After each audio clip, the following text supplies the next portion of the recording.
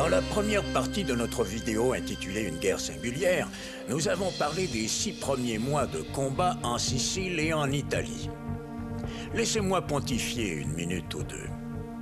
La conduite des Canadiens leur a valu honneur et distinction depuis le moment où ils ont débarqué sur les côtes de la Sicile, donc en juillet 1943, jusqu'aux grandes batailles en terre italienne où ils se sont emparés de Campobasso et ensuite de la ville très fortifiée d'Ortona, fin décembre 1943. Mais quels sont ces régiments historiques?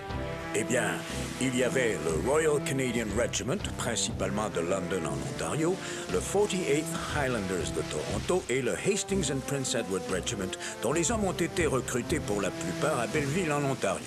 Ces 3 régiments formaient la première brigade. La deuxième brigade venait de l'ouest du Canada. Elle était constituée du Princess Patricia's Canadian Light Infantry, du Loyal Edmonton Regiment et des Seaforth Highlanders de Vancouver. La 3e brigade était composée du célèbre Royal 22e Régiment du Québec, du Carleton and York Regiment du Nouveau-Brunswick et du West Nova Scotia Regiment. Ces régiments d'infanterie de renom étaient appuyés par la 1re brigade blindée de l'armée canadienne, qui comprenait le Calgary Regiment, l'Ontario Regiment et le Régiment de Trois-Rivières du Québec. Allons maintenant rejoindre Doc Buckley, un de mes grands amis. Doc était un ancien parachutiste et médecin militaire. Il fut blessé et ensuite réaffecté dans l'armée dans un quartier général. Ses lettres et son journal nous donnent un aperçu de ce qu'ont vécu les Canadiens qui ont combattu d'abord en Sicile et par la suite en Italie. Veille du jour de l'an, 1943. Cher papa, après 6 mois de campagne, les Canadiens ont décroché bien des honneurs de guerre et se sont fait toute une réputation auprès des Allemands qui ont rebaptisé nos soldats les diables à la flanelle rouge parce que rien ne semble pouvoir les arrêter. Mais d'après ce que je vois quand j'effectue mes visites au poste d'évacuation sanitaire, la guerre fait beaucoup de victimes. La division accuse un déficit d'au moins 1000 hommes. Pire encore, tous les bataillons d'infanterie ont perdu 50% des hommes de leur compagnie de fusiliers. La bonne nouvelle, c'est que les hommes ont acquis une expérience inestimable dans les techniques de combat en montagne et dans le franchissement de cours d'eau. Et cette expérience sera cruciale dans leur avancée. Tout mon amour, Norm.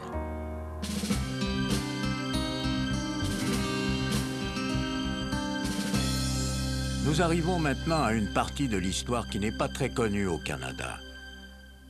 Pendant que la 1re division canadienne combat avec acharnement pour s'emparer de la ville d'Ortona, un autre groupe de nos compatriotes vient de participer à une bataille décisive dans l'ouest de l'Italie. On appelle ce groupe le 1er détachement du service spécial. Il s'agit d'une grosse unité de combat canadienne et américaine de type commando. Elle a été formée en secret en 1942 pour servir de troupe de choc spécialisée. Ces hommes ont reçu un entraînement particulier, parachutisme, alpinisme et maniement d'armes spéciales, celles qu'ils pourraient prendre à l'ennemi. Le colonel Tom Gilday, qui s'est joint à ce détachement, a relaté ceci. « J'ai choisi des trappeurs et des chasseurs, des bûcherons, des fils de fermiers, tous des hommes costauds habitués au plein air. Des hommes qui sauraient trouver leur chemin dans les bois et dans la campagne, peu importe les conditions météorologiques. »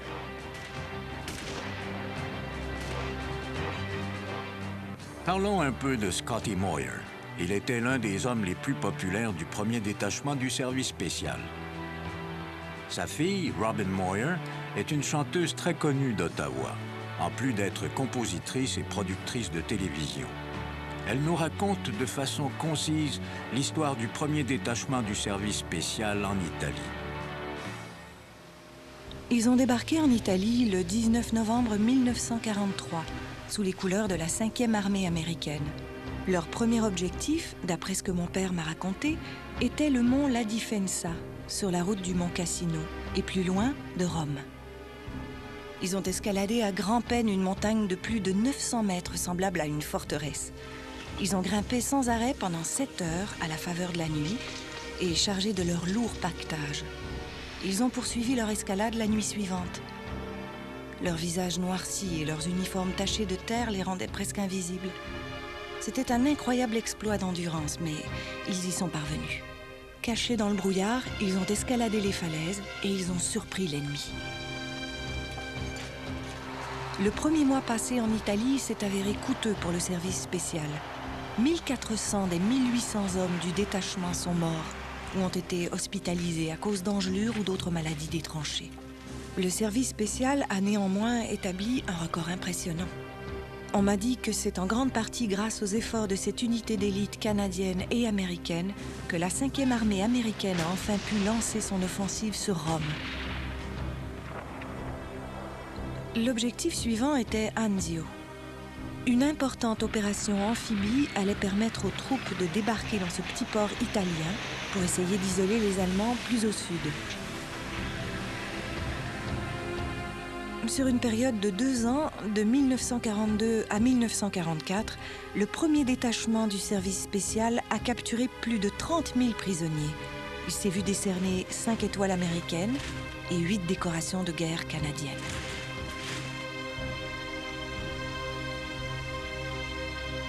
Ils n'ont jamais connu l'échec.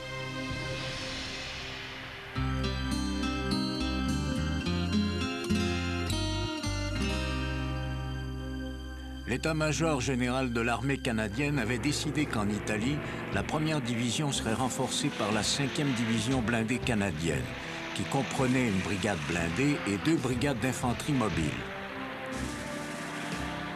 Arrivant d'Angleterre, les troupes ont débarqué dans plusieurs ports d'Italie en novembre 1943.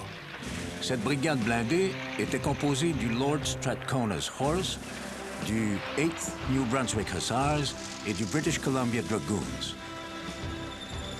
Les brigades d'infanterie motorisée comprenaient la 11e brigade, composée du Cape Breton Highlanders, du Perth Regiment de l'Ontario et de l'Irish Regiment, dont les hommes venaient essentiellement de Toronto. Et la 12e brigade, composée du Princess Louise Dragoon Guards, du Lanark and Renfrew Scottish Regiment et du Westminster Regiment. La 5e division comprenait aussi le Governor General's Horse Guards et le Royal Canadian Dragoons, une unité de chars blindés.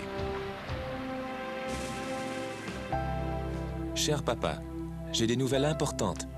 La première bataille a été livrée par l'infanterie de la 5e division blindée. Elle tenait une ligne qui s'étendait sur 2750 mètres dans les terres depuis l'Adriatique. Ce sont les premiers blessés qui sont arrivés à l'hôpital qui m'ont raconté cette histoire. Le 17 janvier, le Perth et le Cape Breton, appuyés par les chars du régiment de Trois-Rivières, ont reçu l'ordre de traverser la rivière Riccio et de repousser les Allemands jusqu'à la rivière Arieli. Le Perth a avancé le premier, suivi du Cape Breton Highlanders. Ils ont vite découvert que les parachutistes allemands, les durs qui, depuis des mois, ont causé bien des souffrances aux Canadiens, avaient établi une ligne de défense du côté nord des ravins. C'est une leçon qui leur a coûté cher. Le Perth a perdu 47 hommes, le Cape Breton Highlanders, 46.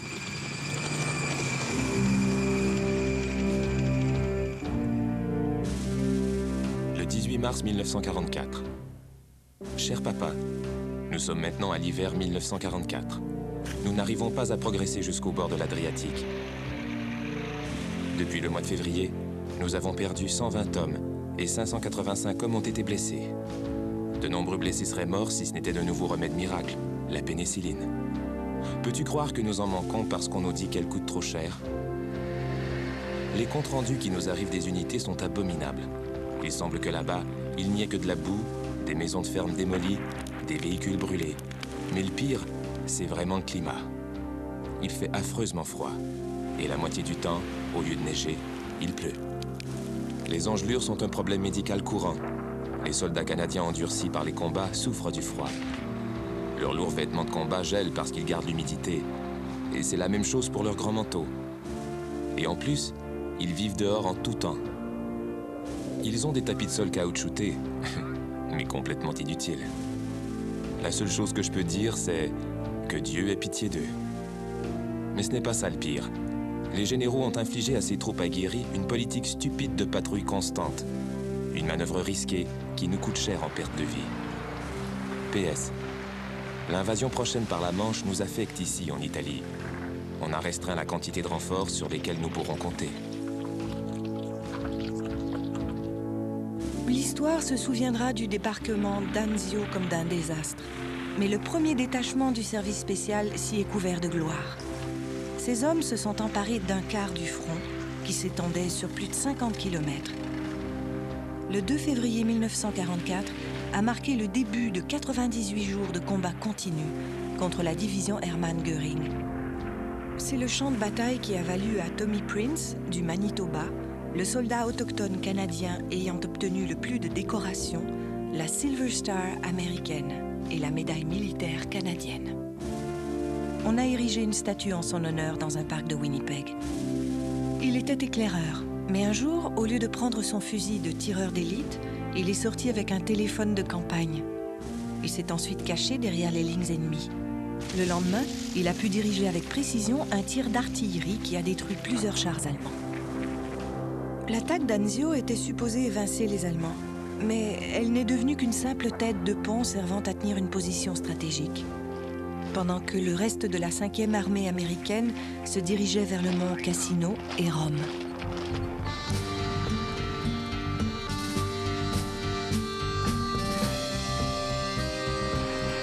Allons maintenant à la bataille de la vallée de la Lyrie, qui a débuté le 11 mai 1944.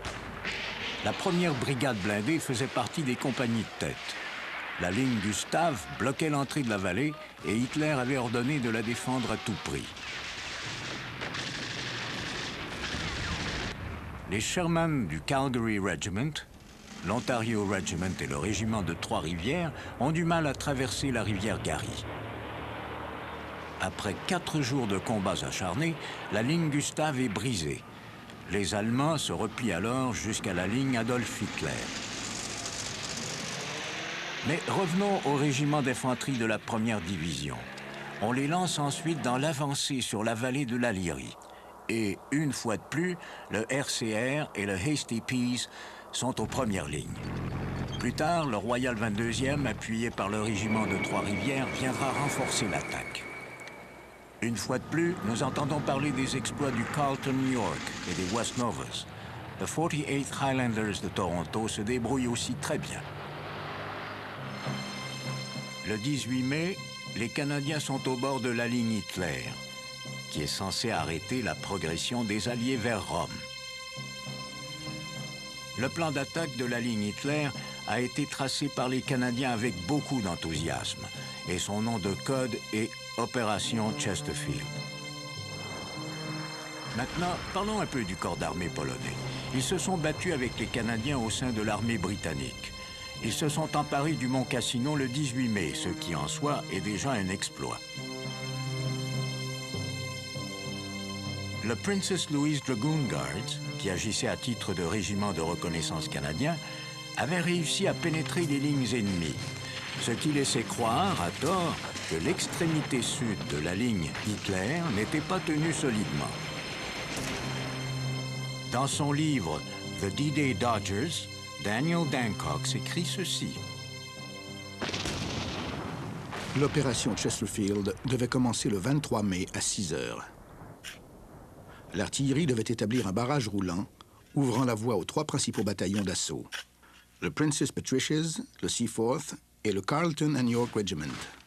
Le Loyal Edmonton Regiment était en ordre de bataille derrière le Patricia's, alors que le West Nova Scotia Regiment appuyait le Carleton. Les Canadiens de l'Ouest qui formaient la 2e brigade se sont fait massacrer. Dès qu'ils sont sortis des bois, ils ont été fauchés par les tirs ennemis. Les chars qui devaient les appuyer se sont retrouvés coincés dans un champ de mines et ne pouvaient plus avancer. L'infanterie a avancé seule, essayant de suivre le barrage. À chaque pas, des hommes tombaient, certains d'entre eux victimes du feu des Nebelwerfer. Plusieurs ont été tués par des balles de mitrailleuses, alors que d'autres marchaient sur des mines dissimulées le long des réseaux de barbelés. Un seul des Patricias a atteint l'objectif.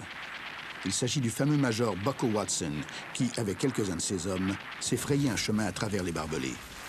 En quelques minutes, tous les autres avaient été tués ou blessés. Watson a été blessé 2 fois avant de se réfugier dans un grand trou d'obus où il a attendu d'être secouru.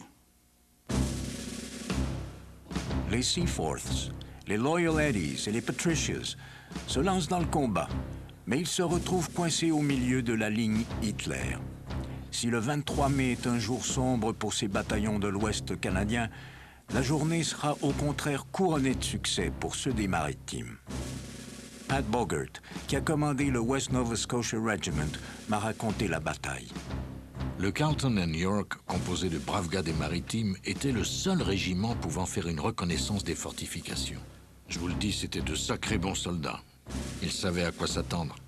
Ce régiment du Nouveau-Brunswick n'a mis que 75 minutes pour percer les défenses ennemies. Après eux sont arrivés les hommes de mon régiment, le West Nova, et même après avoir constaté que les chars britanniques qui devaient nous appuyer étaient pratiquement détruits, nous avons chargé, appuyés par le 22e et les chars du régiment de Trois-Rivières. Quelle réussite! Après avoir pénétré la ligne Hitler, les Hasty Peas font leur travail. Un bon exemple, c'est le sergent Jack Lawshaw, à qui l'on a remis la très convoitée médaille militaire. Il a maîtrisé l'ennemi et réussi à capturer 19 prisonniers. À 19h, le 23 mai, les Hasty Peas s'emparent du dernier obstacle avant Pontecorvo. Avec la prise de Pontecorvo, la route de Rome est ouverte. La liste des blessés au cours de cette journée de combat pour percer la ligne Hitler est accablante. La première division a déclaré 879 victimes. Le père Roy Durnford a procédé à l'inhumation de 52 Seaforths dans le cimetière du régiment. Accablé, le père a écrit dans son journal « Il nous arrive des corps continuellement, témoins muets d'une sombre victoire. » Le cimetière se remplit rapidement. Le travail se poursuit à un rythme effréné. Le soir venu, je me couche, mais je ne dors pas.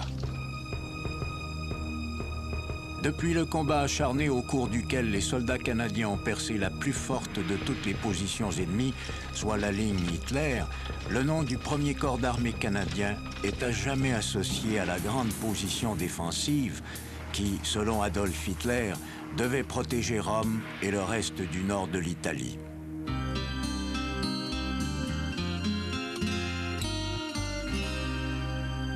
En tant qu'ancien combattant de l'armée canadienne blessé au combat, j'ai pu être soigné par des infirmières canadiennes, les Nursing Sisters. Et croyez-moi, c'est un vrai privilège de pouvoir raconter leur histoire, de raconter ici ce qu'elles ont réalisé dans le théâtre italien, par exemple. En fait, les Nursing Sisters mériteraient qu'on leur consacre tout un document vidéo si seulement le temps le permettait. L'hôpital général numéro 5 venait de Taplow, en Angleterre. Les infirmières ont débarqué le 19 juillet dans un endroit appelé Augusta, sur la côte est de la Sicile. Elles étaient les premières femmes envoyées dans une zone de combat canadienne. Le front n'était qu'à quelques kilomètres au nord. Et juste au moment où cette unité s'installait, les 2 bateaux qui transportaient leur équipement hospitalier ont été coulés dans le port d'Augusta. L'hôpital général numéro 14 avait été perdu presque en totalité pendant son transport vers la Sicile à bord du SS Santa Elena. Le navire avait été coulé par des bombardiers allemands. Par chance, il n'y avait pas eu de mort. De façon générale, le service canadien des infirmières a apporté une précieuse contribution à cette campagne, tant en Italie qu'en Sicile. On avait envoyé assez d'infirmières pour assurer le fonctionnement de 5 hôpitaux de campagne. L'hôpital de campagne se trouve toujours un peu derrière les lignes, mais les infirmières étaient aussi très près des combats parce qu'elles assuraient les soins immédiats dans ce qu'on appelait les postes d'évacuation sanitaire, ce qui permettait de soigner les blessés sans délai. Comme d'habitude, la journée a été pénible au poste d'évacuation sanitaire. Nous entendons le martèlement régulier de l'artillerie. Il y a 36 heures que je suis debout. Je suis épuisée, mais mon esprit galope. Je n'arrête pas de penser à ce jeune homme de la Saskatchewan qui avait de si graves blessures. Les shrapnels font de tels dégâts. Il a fallu lutter sans relâche pour empêcher ces blessures de s'infecter. Les patients meurent pendant que nous attendons l'arrivée de sulfamide et de pénicilline. Les blessés sont évacués vers notre poste en un flot constant. Par moments, nous n'arrivons pas à fournir la tâche. Il y a des soldats étendus dans tous les lits et, semble-t-il, sur chaque centimètre de plancher. Nous faisons de notre mieux, et si un jour quelqu'un écrit notre histoire, j'espère qu'il dira que nous avons essayé de soigner chacun de ces hommes. Un des soldats bien connus du Cape Breton Highlanders fut blessé lors de la bataille de la crête de Coriano. Il s'agit de feu Dan MacDonald de l'île du Prince-Édouard. Il a perdu un bras et une jambe. Il est plus tard devenu ministre des anciens combattants. Lors d'un pèlerinage en Italie après la guerre, Dan MacDonald a prononcé un discours très émouvant à l'ancien site du poste d'évacuation sanitaire numéro 5 à Ravenne. Si je me souviens bien, il a raconté comment il avait repris connaissance pendant qu'une infirmière faisait un bandage sur ce qu'il restait de son bras gauche. Il a ensuite baissé les yeux et il a vu une autre infirmière qui enlevait un garrot sur le moignon de sa jambe droite. Et lui ont demandé s'il voulait plus d'analgésique. Sa réponse a montré à la fois son tempérament et l'effet que faisaient les infirmières militaires sur les soldats. Et quelle a été sa réponse? Je crois que je vais endurer la douleur encore un peu. Je n'ai pour l'instant qu'une seule envie, savourer la compagnie de 2 jeunes femmes de chez nous. G.W.L. Nicholson, dans son excellent livre « Canada's Nursing Sisters », s'est exprimé sur cette question. On ne pouvait donc plus exprimer de réserve quant à la sagesse d'employer les infirmières si près des zones de combat. À preuve, leur précieuse contribution au sein des unités et des équipes chirurgicales tout au long de la campagne d'Italie.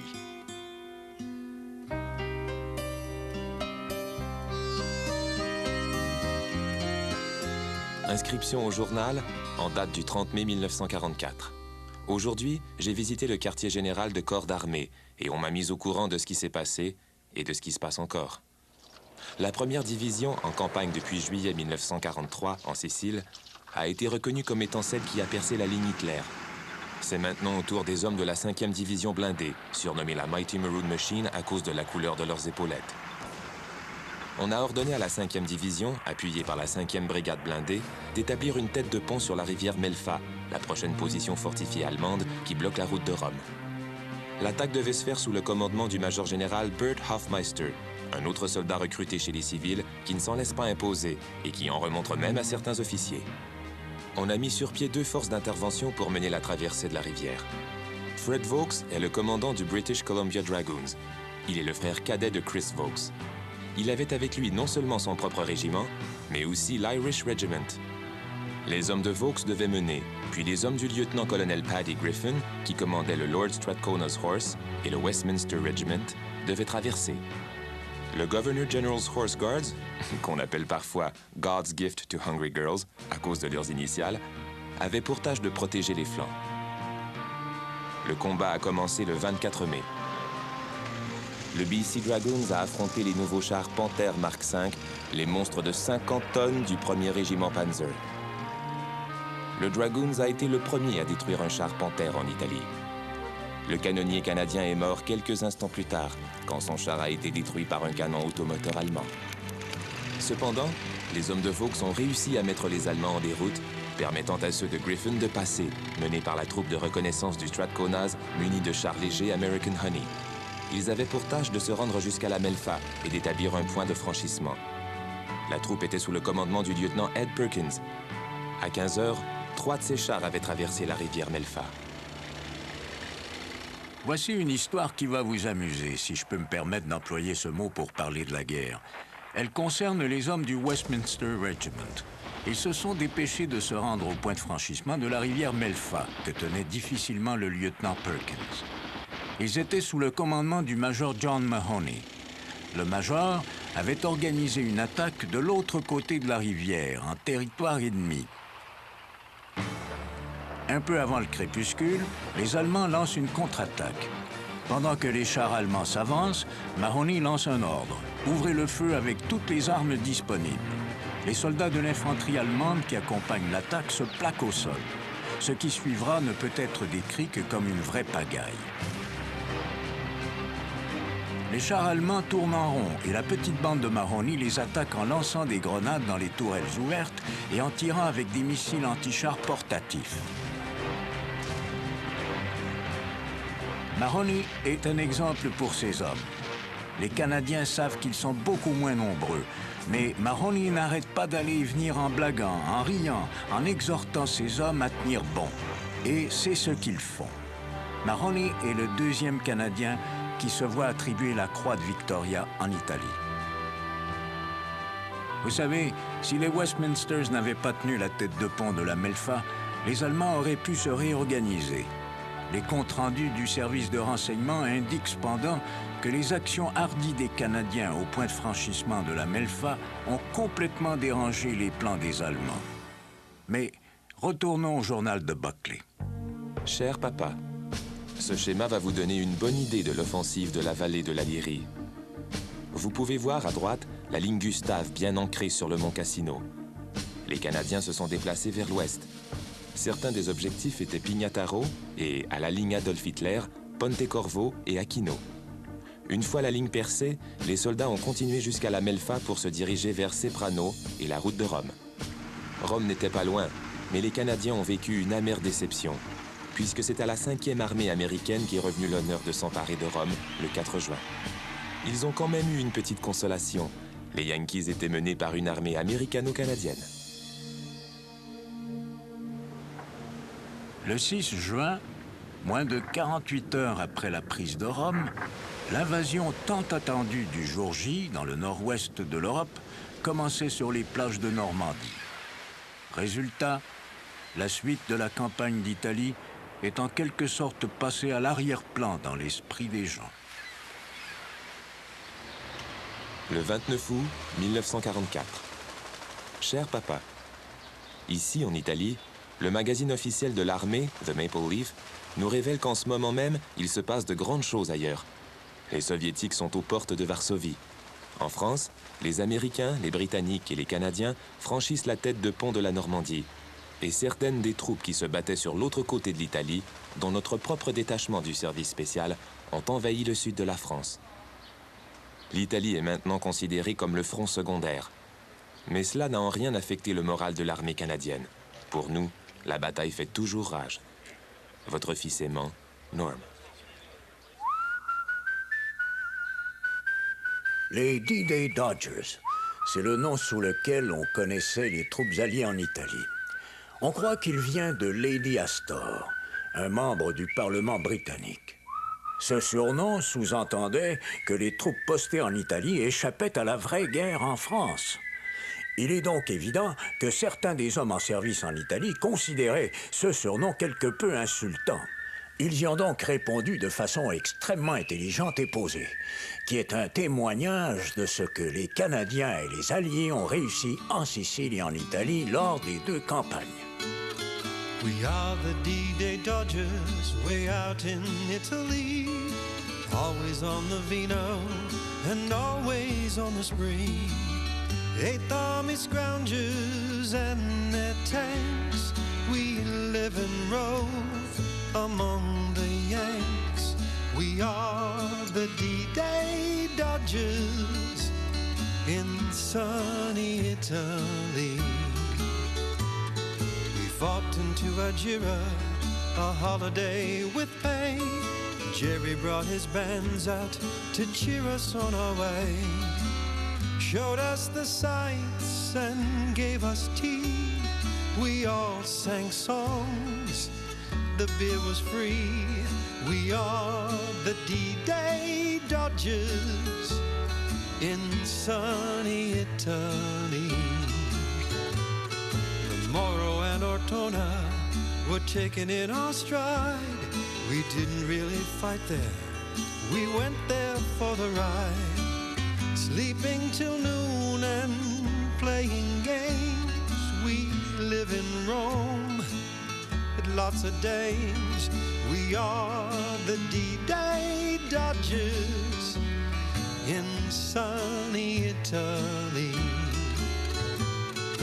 On our way to Florence, we had a lovely time.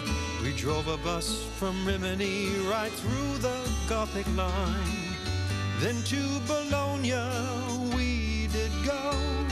We all went swimming in the Po.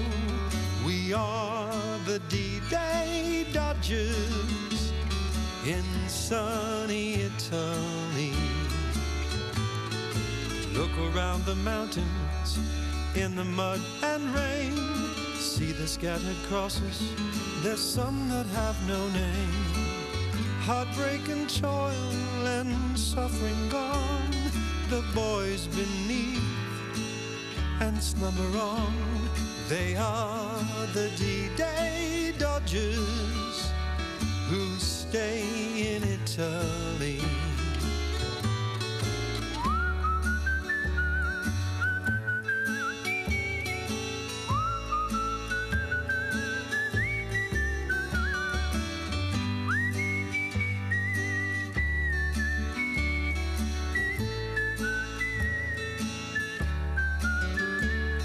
They are the D-Day Dodgers who stay in Italy.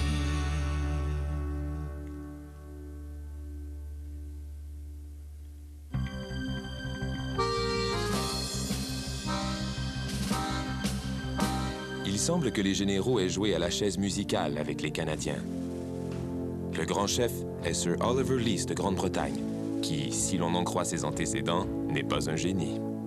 Il a sous ses ordres le général Harold Alexander, et le plus haut gradé canadien, qui commande maintenant notre corps d'armée, est Tommy Burns, qui a succédé à Harry Crerar.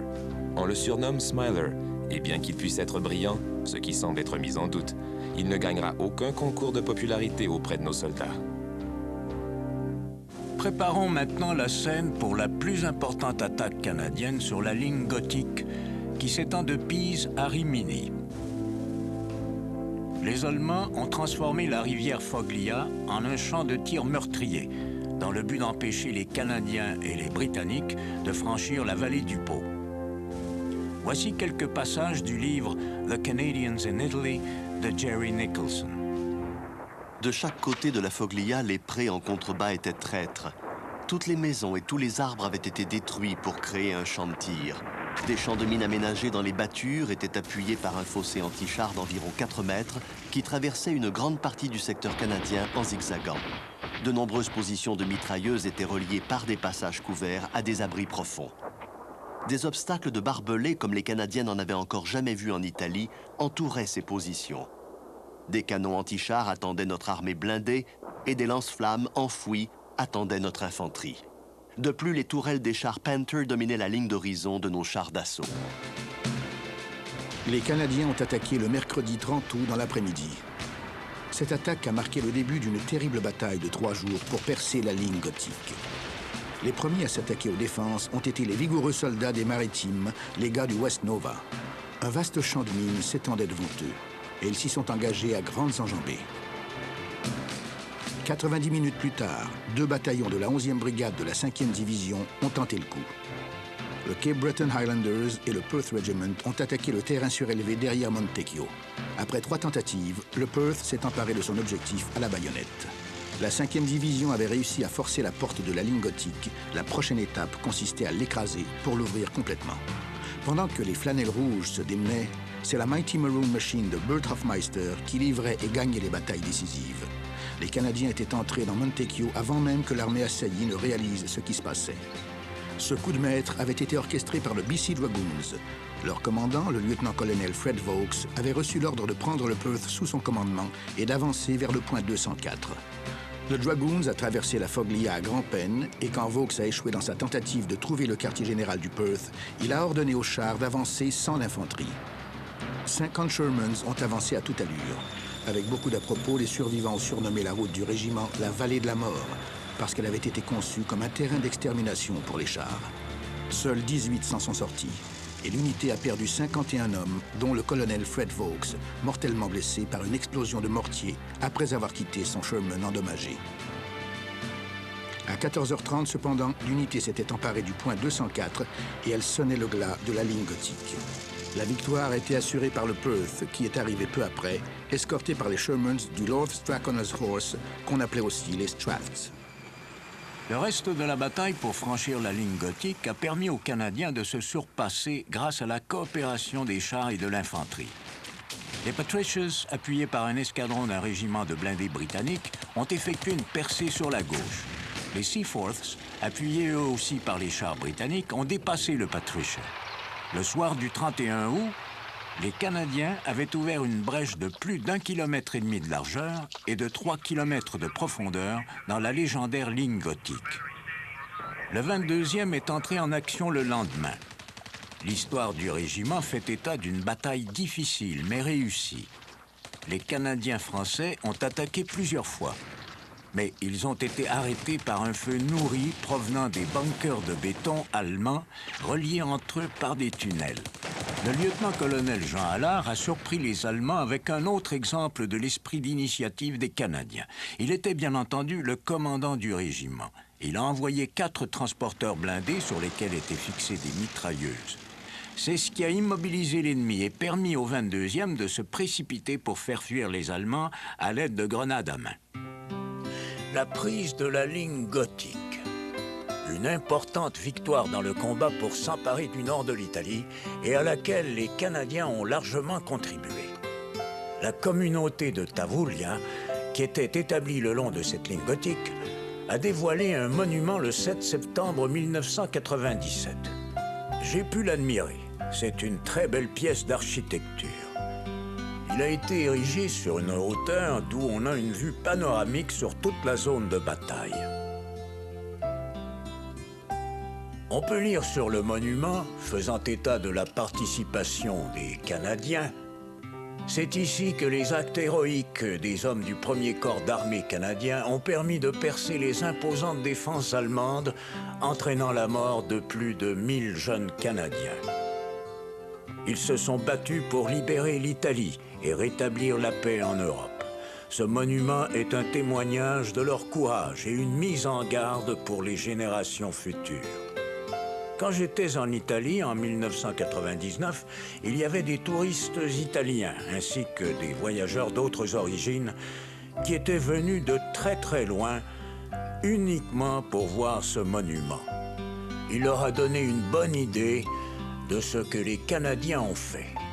Par ailleurs, c'est probablement le seul monument construit par les Italiens qui témoigne tout particulièrement de la contribution de nos braves troupes canadiennes.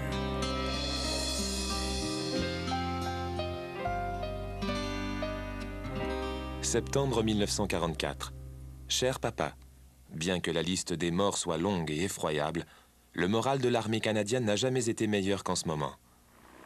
C'est probablement parce que, malgré le fait qu'ils ne disposent que de 2 divisions aux effectifs réduits, les Canadiens ont réussi à percer la ligne gothique. Pourtant, les divisions canadiennes ont du pain sur la planche. Même si nos 2e, 3e et 4e divisions progressent rapidement vers la Hollande et l'Allemagne, dans notre partie de l'Italie, les Allemands livrent un combat d'arrière-garde acharné. Le Royal Canadian Regiment a établi une tête de pont près de la ville touristique de Riccione. Il était appuyé par le Hastings and Prince Edward Regiment. On aurait pu croire que ces bataillons seraient épuisés, car ils combattent sans relâche depuis le débarquement de Sicile en juillet 1943. Et maintenant, nous entendons dire que les Allemands ont construit une autre série de positions défensives appelée la ligne Rimini. La crête de Coriano en serait la pierre d'achoppement. Le 13 septembre, la 5e division canadienne a pris d'assaut la crête de Coriano. Elle était appuyée par toute l'artillerie que la 8e armée a pu rassembler. Le Cape Breton Highlanders et le Perth Regiment ont mené l'assaut et ont pris possession de la crête.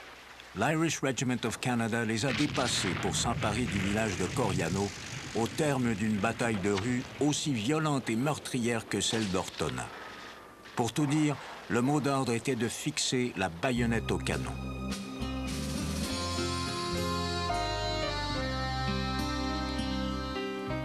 Cher papa, au début, nous étions contents de voir arriver les pluies de septembre parce qu'elles ont fait descendre la poussière et rafraîchi l'air.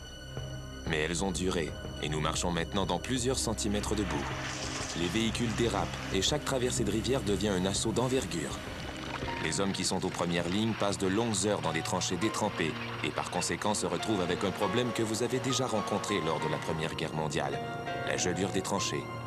Les hommes du génie travaillent 24 heures sur 24 et font des miracles pour garder les routes dégagées et construire des ponts sans cesse emportés par les pluies. Notre avancée sur Rimini est lente. Les Canadiens, qui sont le fer de lance de l'avancée de la 8e armée sur Rimini, se battent contre leurs vieux ennemis, les parachutistes de la 1re division allemande. Le moral de ces troupes d'élite ennemies est vraiment remarquable, surtout si l'on songe qu'ils ont si souvent été vaincus par les Canadiens. Lors d'une visite à un poste de commandement, j'ai vu arriver des prisonniers. C'étaient des parachutistes et j'ai demandé à l'officier responsable des interrogatoires ce que ces hommes pensaient de la guerre, s'ils croyaient qu'elle allait durer. Il m'a dit non. Ils croient qu'ils vont gagner la guerre, qu'Hitler a toujours eu raison et qu'il va trouver une solution. Puis l'officier a haussé les épaules avant d'ajouter: que peut-on faire avec des gens comme ça? Les parachutistes nazis sont des militants fanatiques et c'est ainsi qu'ils ont combattu. Pendant que le reste de la division fait tomber les défenses de San Fortunato, le 48th Highlanders et le RCR s'emparent de Rimini. Les Américains, et même une partie de l'état-major général britannique, malgré les vues de Churchill, hésitent à poursuivre la campagne d'Italie. Dans le nord-ouest de l'Europe, les Britanniques et les Canadiens libèrent Bruxelles et Anvers. Les Américains approchent de la frontière allemande. Cependant, Churchill est fermement convaincu que les Alliés doivent livrer une victoire décisive en Italie. Selon lui, il ne faut pas relâcher notre pression sur les Allemands, qui combattent maintenant sur 3 fronts. Contre les Russes à l'est, contre les Alliés dans le nord-ouest de l'Europe et bien sûr en Italie. Selon Churchill, l'Italie est la porte des Balkans. Il semble que pour les Allemands, la percée de la ligne Rimini ait été le début de la fin. Hitler a néanmoins accepté de répondre aux demandes de renfort du Feldmaréchal Albert Kesselring. Les Allemands allaient continuer à se battre en Italie.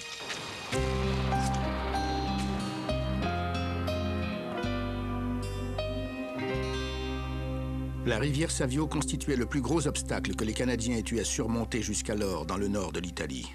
Elle se trouvait dans une dépression boueuse à environ 4,5 mètres sous le niveau du sol.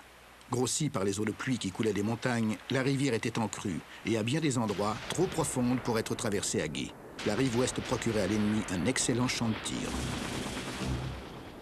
À propos de la Savio, les Patricians ont fait traverser une petite force, puis ils ont envoyé chercher des renforts.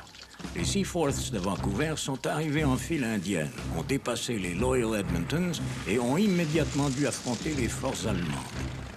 Nous arrivons maintenant à une histoire qui m'est chère. J'avais eu le privilège de connaître Ernest Smoky Smith depuis de nombreuses années. Et vous savez, je me lasse de lire tous ces bouquins qui nous racontent sans cesse les réussites des généraux. Mais ceux qui en fait se battaient, c'étaient des gars comme Smoky Smith, parce que c'est eux qui avaient les fusils et les grenades. Et c'est pourquoi je me réjouis que dans ce film, nous puissions raconter comment Smoky Smith s'est mérité la croix de Victoria. Smoky, l'un des plus aimés parmi nos anciens combattants décorés de la croix de Victoria, était au combat depuis le début, depuis le débarquement à Pacino. À la rivière Savio, il a compris qu'il fallait arrêter les Allemands. Un monstrueux char Panther est arrivé, sa mitrailleuse criblant les fossés de balles. Smoky s'était lancé sur la route et il a attendu. À une distance de 9 mètres, il a tiré avec son Piat et détruit le Panther. Les 10 Allemands qui se trouvaient à l'arrière du char ont sauté du véhicule et chargé Smith. Smoky a tenu bon. Puis, un autre char est apparu. Quand l'infanterie allemande a de nouveau attaqué, Smoky a rechargé le magasin de sa mitraillette avec des chargeurs qu'il avait ramassés dans un fossé. À maintes reprises, l'ennemi a entouré Smoky, mais il les repoussait toujours. Un Canadien avait détruit 2 chars Panther allemands et avait foutu la trouille à l'équipage de 4 ou 5 autres chars accompagnés de leur infanterie. Smoky Smith a été le 3e Canadien en Italie à recevoir la croix de Victoria. Novembre 1944. Le 25 octobre, les Canadiens avaient traversé la Savio. Quel mois rempli de déceptions. Au lieu d'une avance rapide, nous avons dû combattre à la fois l'arrière-garde de l'ennemi et le pire temps d'octobre que l'Italie ait connu de mémoire d'homme. Il semble que nous devions passer encore un hiver ici. Combien de cours d'eau nous faudra-t-il encore traverser?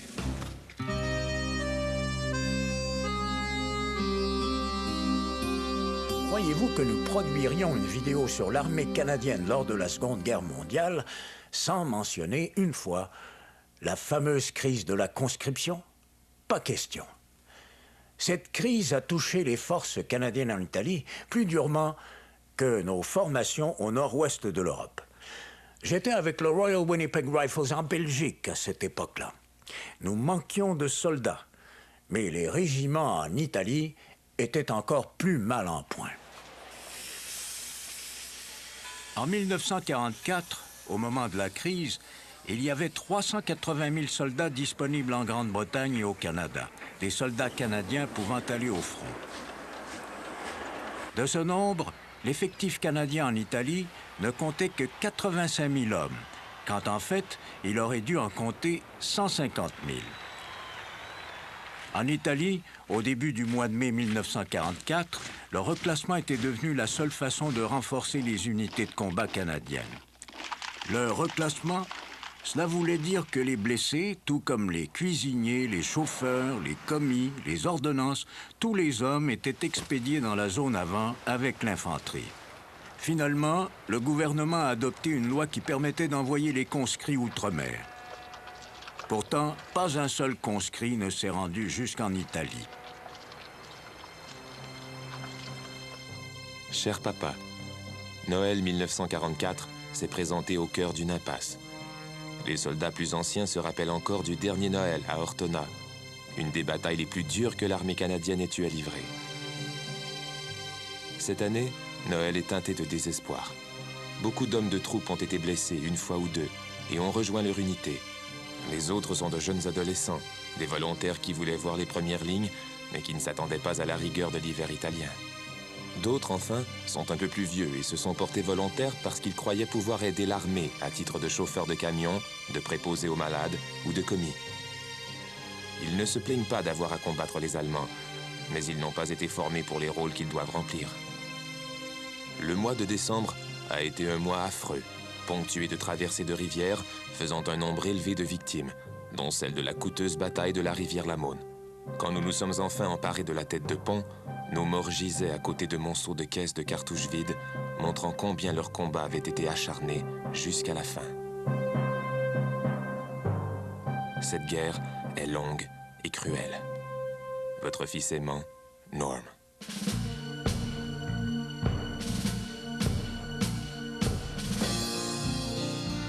Le nouveau commandant de corps d'armée, le général Charles Fox, qui a remplacé Tommy Burns, a décidé que les Canadiens doivent s'emparer de la rivière Seigneau avant que l'hiver ne s'installe. Facile à dire pour lui. Les Allemands opposent encore une forte résistance en Italie. En fait, la 16e division Panzer de grenadiers SS, que les Canadiens combattent en Italie, est considérée par les Allemands et par les autres comme la plus forte des divisions de combat. Les Allemands sont agressifs et les Canadiens doivent constamment être sur le qui-vive. Les Allemands effectueront leur plus gros raid le 24 février. Munis de lance-flammes, ils traversent la Seigneau après un bombardement de mortiers et d'artillerie qui a duré une journée complète. Ils sont arrêtés net dans le secteur de l'Edmonton, que les Seaforths s'appuient. Leur colonel, Budge Bell Irving, ordonne un tir d'artillerie juste au-dessus de sa propre position. Il a déclaré ceci: « Parce que nous étions dans les tranchées et que l'ennemi courait partout au grand jour, nous nous en sommes tirés. » Après le Nouvel An, les Canadiens ont dégagé la région de la Seigneau et les combats se sont en grande partie arrêtés. Les deux camps se sont installés pour laisser passer un autre hiver redoutable typique du nord de l'Italie. La Seigneau est le point le plus au nord que les Canadiens atteindront en Italie.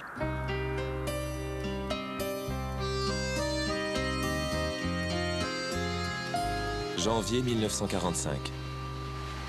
Nous entendons dire que depuis des mois, le Canada fait pression pour reconstituer son armée. Au quartier général, certaines personnes voient la chose comme une façon peu glorieuse de clore la série de francs succès remportés par l'armée canadienne en Italie. Pourtant, au niveau des unités, les soldats sont heureux d'avoir cette occasion de rejoindre les Canadiens en France et de participer à l'écrasement des Allemands dans leur propre pays. Beaucoup de Canadiens croyaient qu'ils allaient rester coincés en Italie jusqu'à la fin de la guerre. Puis, les ordres de départ sont arrivés, sans avertissement. L'opération portait le nom de Gold Flake. C'est avec beaucoup de fierté que nous laissons le vénérable Strom Galloway, l'ancien combattant du RCR, nous résumer les sentiments qui régnaient au sein des troupes. Quand je me remémore cette époque, il me semble incroyable que ces hommes tout à fait ordinaires et pacifiques, venus du Canada, aient pu affronter la terreur et la violence de ce champ de bataille, jour après jour, nuit après nuit. Ces hommes étaient d'un calibre tout à fait exceptionnel. La plupart étaient âgés de 20 à 25 ans et certains étaient même plus jeunes. Comme il est triste, et oui, et aussi très émouvant, de visiter ces cimetières et de constater l'âge de ces jeunes Canadiens. 18, 19, 20 ans, et de s'arrêter pour lire les inscriptions sur ces pierres tombales, envoyées par une mère, par exemple, ou une épouse. Je me souviens de l'une d'elles. Je n'aurais jamais cru que notre dernier au revoir serait en fait un adieu. Ces jeunes Canadiens sont allés se battre en terre lointaine et ne sont jamais revenus. Ils ont laissé dans le deuil des mères, des pères, des épouses, des enfants, des fiancés, qui ont pleuré. Pourquoi? Qui ont pleuré leur décès, et qui ont pleuré pendant des années et des années et des années en se demandant qu'est-ce que Charlie ferait aujourd'hui si ce n'était pas arrivé. Croyez-moi, le chagrin éprouvé par les proches des disparus est un des pires aspects de la guerre. Cette campagne d'Italie, à laquelle les Canadiens ont apporté une contribution remarquable, s'est terminée le 2 mai 1945, seulement 3 jours avant que les combats contre les Allemands ne cessent au nord-ouest de l'Europe. La campagne d'Italie a été la plus longue offensive soutenue entreprise par les Alliés pendant la guerre. Une campagne pénible et sanglante de 22 mois. Quel que soit le point de vue d'où l'on se place, la stratégie des Allemands était insensée. Ils ont perdu beaucoup plus qu'ils n'ont gagné.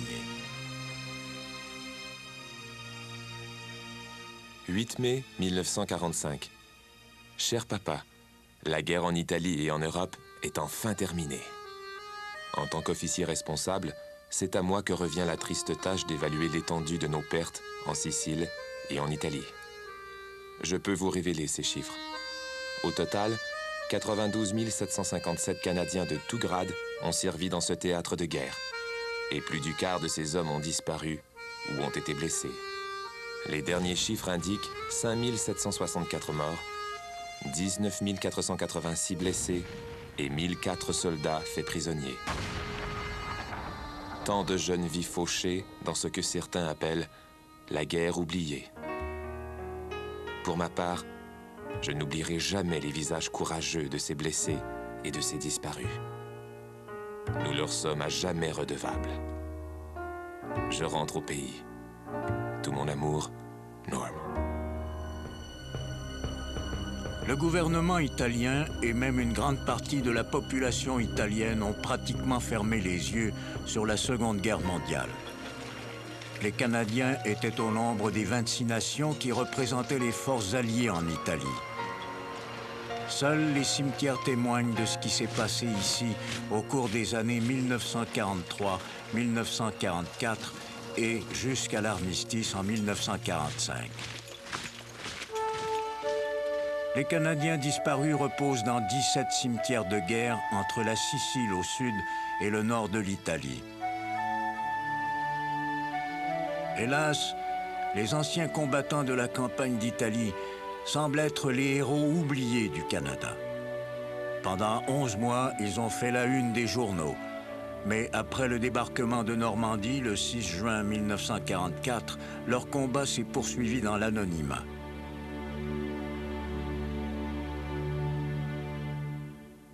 Pourtant, cette campagne a tout de même eu des avantages. Par exemple, certains des meilleurs officiers et sous-officiers qui ont participé au débarquement du jour J en Normandie avaient d'abord été envoyés en Italie pour y acquérir de l'expérience. Et au moment d'envahir la Normandie, cette expérience acquise lors des débarquements en Sicile nous a été d'un secours inestimable. Bien qu'ayant moi-même participé aux batailles livrées en Normandie, en Belgique et en Hollande, à mon avis, et c'est ce que nous avons essayé de faire ressortir dans ce document vidéo, les Canadiens en Italie ont vraiment livré une guerre singulière. Pensons-y, les Chalk Columns, la construction de nouvelles routes longeant les ravins, l'usage des mules, les techniques de combat en montagne, et enfin, ne l'oublions pas, ces Canadiens ont combattu 20 divisions allemandes. Je ne veux pas sous-estimer ce que les forces canadiennes ont fait à Hong Kong, à Dieppe, en Normandie, en Hollande, en Belgique et en Rhénanie. Mais les anciens combattants canadiens des campagnes de Sicile et également d'Italie méritent beaucoup plus de reconnaissance qu'ils n'en ont jamais reçu. Le but premier de cette vidéo a été de remettre leurs accomplissements en perspective.